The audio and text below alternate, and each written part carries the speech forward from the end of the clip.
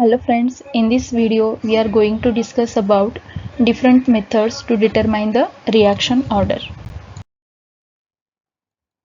Now we will discuss about different methods to determine the reaction order.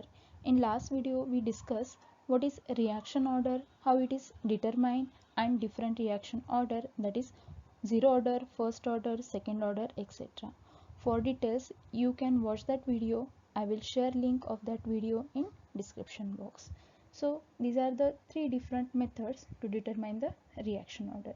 This reaction order is determined experimentally because there is no straightforward method to determine the reaction order theoretically.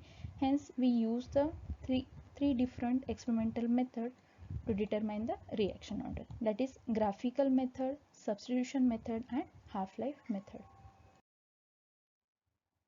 First one is a graphical method. In this method we conduct the kinetic experiment and we collect the data with a different time interval as there is change in concentration of reactant as the time passes.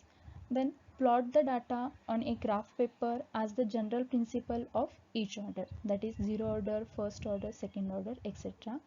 and graph which gives a straight line, then the reaction is of that corresponding order.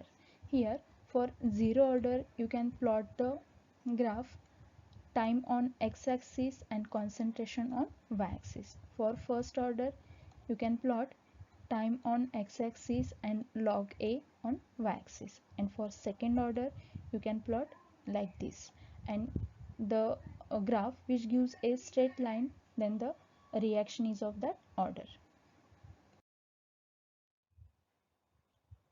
Next is a substitution method. In this method conduct the kinetic experiment and collect the data with different time intervals, then substitute this data in the integral equation of zero order, first order and second order and get the value of k, that is the reaction rate constant.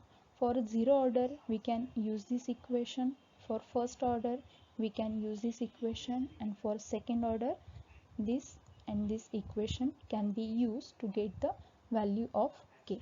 Then select the order in which k values at different time period remain constant within the experimental condition, and in which equation the k value is constant with different time interval, the reaction is considered to be of that order.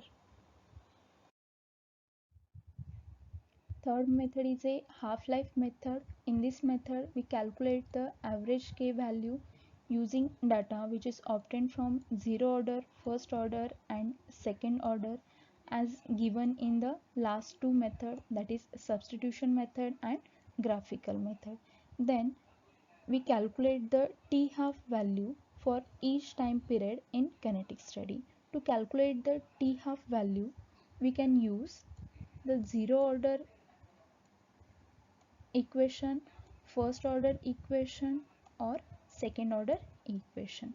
In zero order reaction the half-life is directly proportional to the initial concentration of reactant. In first order reaction half-life is independent of a initial concentration of reactant, and for second order half-life is inversely proportional to the initial concentration of reactant.